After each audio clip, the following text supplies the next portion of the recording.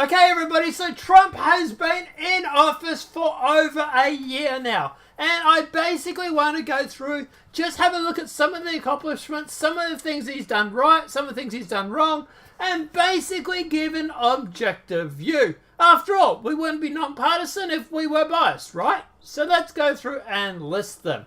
So the first thing we're going to talk about is TPP. This is one of the first things that Trump actually removed when he got into office. So what does it stand for? It stands for the Trans-Pacific Partnership. And basically it was a list of rules or guidelines where America was to trade with other countries. Now, the reason why Trump didn't like this is he felt it was a bad deal for America.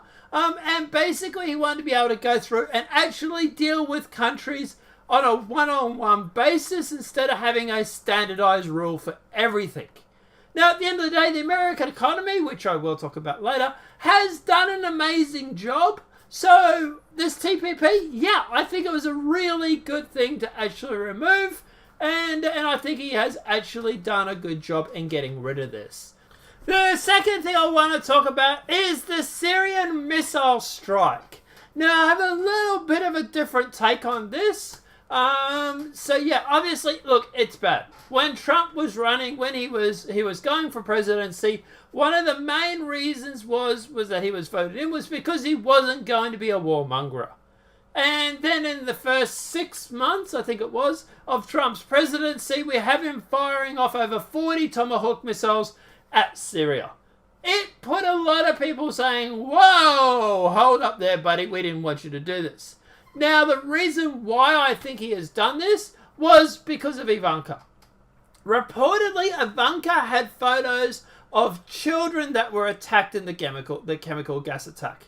She then showed those photos to Trump, and he very much fired these missiles off, from my understanding, from those photos of the children. He sort of reacted a bit because of the photos. And I'm pretty sure Ivanka was really pushing him to do something as well.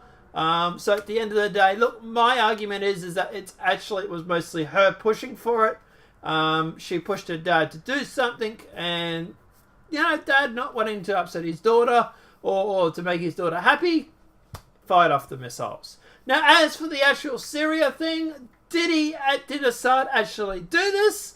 No, I actually don't think he did. There's no any reason why I would use chemical weapons to win a war that I was already winning. Especially when you got to deal with the rest of the world saying you won't use those chemical weapons, because that's only just going to cause more problems. I think Assad was set up very much by the international community, by the warmongers, by the deep state, whoever it may be, who wanted the Trump administration to fire on Syria. And I think they were pushing for him to go to war with Syria. One of the best things that Trump has done since being in power is the Tax Cuts and Job Act. Now, there's a little bit of information here, so I'm going to rattle these off. It's the largest tax cut since 1986. He has lowered the corporate tax rate from 35% to 21%. He has doubled the child tax credits. He cuts tax rates for all income levels, and he removes some of the business deductions to offset the tax rate drop for large corporations. So, for example, some of the things, the deductibles, they can't necessarily go through and claim all those anymore, but they have a lower rate so that they combat each other. Now, at the end of the day, I think this has done an amazing job for the American economy. The economy at the moment is doing insane.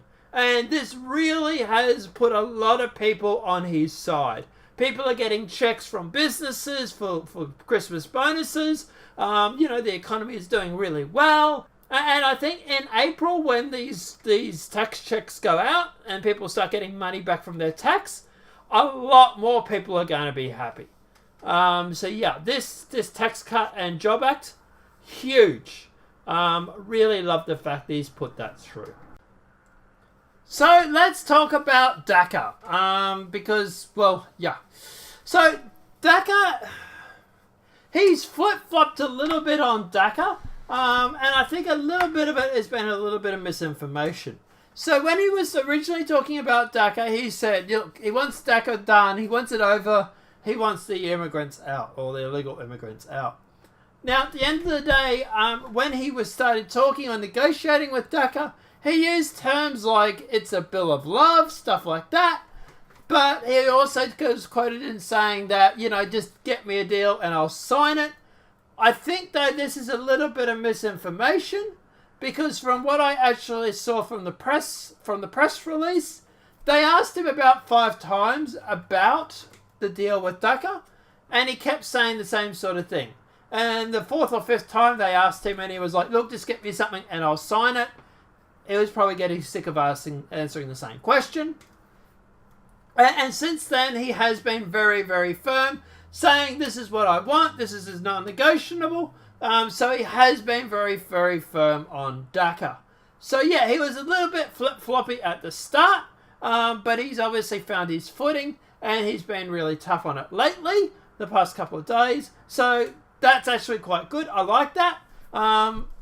Yeah, if he was going to flip-flop on DACA, it was going to cost him votes. And I'm not sure if he's realised that, or if it was just a case of them taking him out of context. But yeah, he's definitely sold on it now, which is good. So one thing he has actually done is removed government regulation, which is a really good thing. I believe at the moment it's actually standing at about 22-1. So for every one piece of regulation they've brought in, they've removed 22. To me, this basically means that he's freeing up smaller businesses. Obviously, it won't bog them down with regulations and whatnot, which is obviously great for them. It allows the economy to move more freely, because they're not sitting around doing regulations or bookwork or whatever it may be, which is why I love smaller governments. So big shout out to Trump for doing this. It's a really good thing, and probably another reason why the economy is moving along like it has. Now, one thing that does bother me a little bit is the fact that Trump did promise about an infrastructure upgrade. He hasn't actually delivered this at the moment. Look, at the end of the day, he is still only year 1 into a 4-year term, or 8 years, depending if he gets re-elected. So, yeah, obviously, look, he did promise it within the first 100 days. We've had 365. It hasn't been delivered. But at the end of the day, look, there's still time, and he's done a lot of other good stuff. But it is a bad thing that hasn't happened yet. Obviously, some of the infrastructure over in America does need an upgrade. So, yeah, it'd be great if he could go through and obviously get that done. So, let's talk about his social media presence and, in fact, Twitter. Because a lot of people don't like this about Donald Trump. But, in fact, I'm the opposite. I like the fact that we have a straight-talking, straight-shooting president. Okay, yeah, he's not presidential like Obama. But considering we had 8 years of Obama and the country seemed to go downhill, I don't mind Donald Trump being a little straight-shooting on the actual tweet.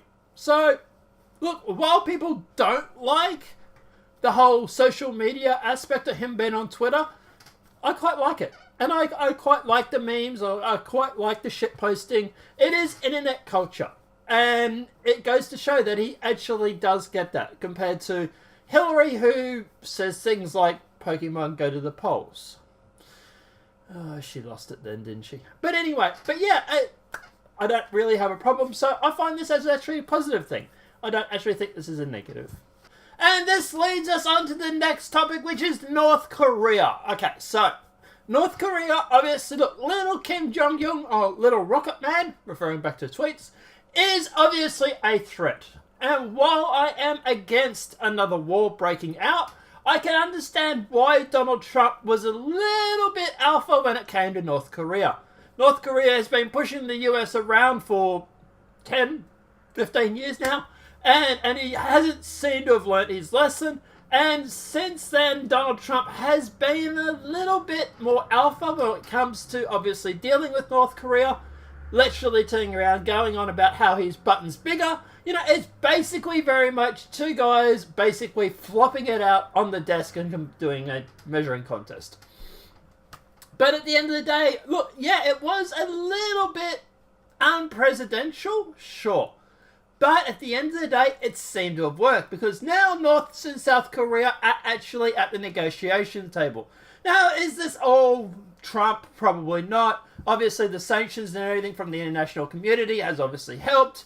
But, I think a lot of the combination of these factors put together has actually made North Korea, they realize they can't just bully people around anymore. The US isn't run by a beta clock. And at the end of the day, they're just simply going to go through and they're going to have to work with everybody. Fake News Awards! Oh, I love this. I really did. Yeah, look, at the end of the day, the Fake News Awards that he was actually offered, I loved it. I think he should have done a better job of actually presenting them. For example, actually physically running a Fake News Awards at a press conference. So, maybe even trophies, getting people to come up, maybe making a speech. Really, hammering home that this is an award because you're fake sort of thing. But instead they went through, they made a website listing all the awards and who won, put it up on the GOP website, and then the website was down for about half an hour to an hour because of server traffic. So, like I said, at the end of the day, I really would have liked to see him actually do this in person, actually go through. Look, I know he's busy, I know he's the president and everything like that, and yet he probably would have been torn apart for doing that. Oh, look, the president's giving out awards for fake news while he's supposed to be running a country. They'll try and attack him for something. But at the end of the day, I really did love the fact that he's giving out these fake news awards, because at the end of the day, mainstream media has been out of control for years now. There has been reports, constant reports that have been faked, constant news that's been faked. They're very, very biased.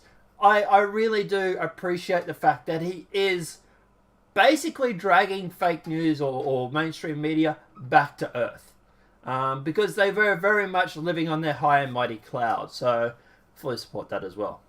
Now, let's talk the economy. Okay, so the economy has reached record levels under Trump. For example, on the day he was sworn in, it was actually sitting at 18,259.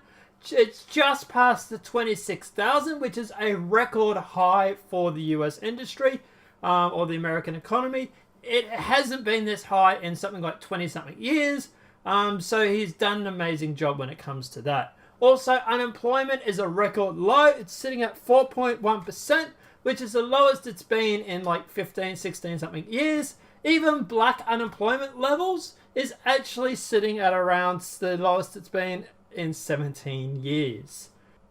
Now, also, a lot of companies have also came back to the US, mainly because obviously he's closing off the offshore loopholes. Also, he's encouraging them to bring back manufacturing to the US. So there's also been a record number of jobs created. Generally, the economy is amazing. Whether you like Trump or hate him, you got to give him credit on this. He has done an amazing job, and it makes sense. He's a businessman. Obviously, businessman's going to be really good at the economy. Just going back to the GDP for a sec, he's just had his fourth quarter with 3% increase in GDP or more. In fact, this is something that Obama has actually never done. I know people go, oh, you're comparing Obama's annual. Well, guess what? Annual results are in. Trump has had 3% over that annual every single quarter. So, yeah, the economy doing really, really well. Full props to him for that.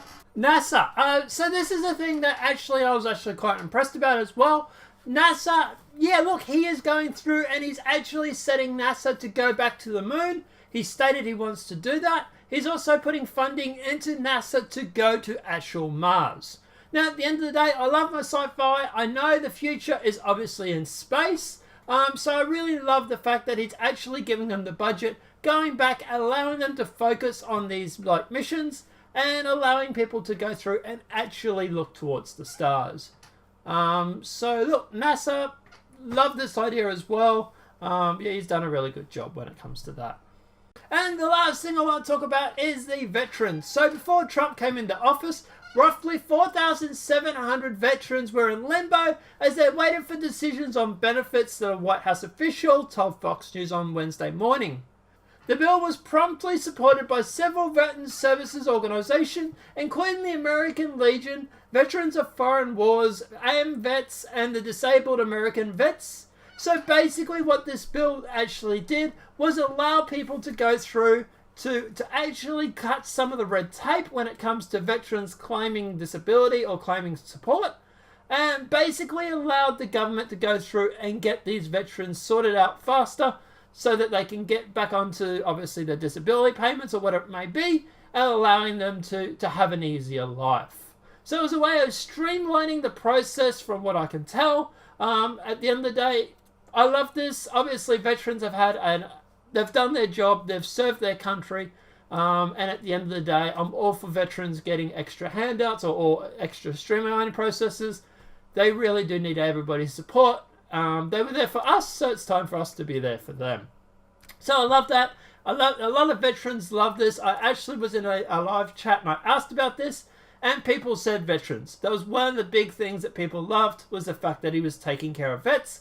Obviously, look, at the end of the day, it's not perfect. There are obviously still veterans that have fallen through the cracks, but he's actually making an attempt to go through and get them all sorted out. So that's great news.